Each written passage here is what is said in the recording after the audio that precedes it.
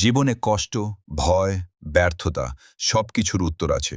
শুধু বুঝতে হবে শ্রীকৃষ্ণর এই উপদেশগুলো কর্মের শিক্ষা। প্রথম শিক্ষা, তোমার কাজ করো, ফলের চিন্তা করো না।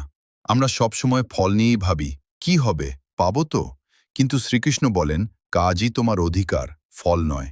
যেদিন তুমি শুধু কাজের উপর ফোকাস করবে, সেদিনই ভয় কমে যাবে। ভয় ও দুশ্চিন্তা।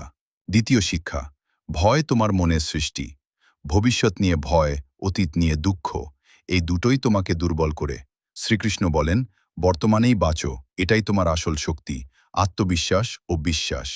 তৃতীয় শিক্ষা, নিজের ওপর বিশ্বাস রাখো।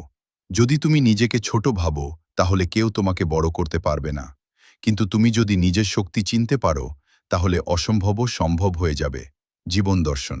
চতুর্থ শিক্ষা, সবকিছুই পরিবর্তনশীল। যা আজ তোমার কাছে সমস্যা, কাল সেটা তোমার শিক্ষা হয়ে যাবে। তাই কষ্টে ভেঙে পড়ো না, কারণ এই সময়ও চলে যাবে। এই উপদেশগুলো শুধু কথা নয়, এগুলো জীবন বদলে দেওয়ার শক্তি রাখে। এমন ভিডিও পেতে গানবাণী চ্যানেলটিকে সাবস্ক্রাইব করুন।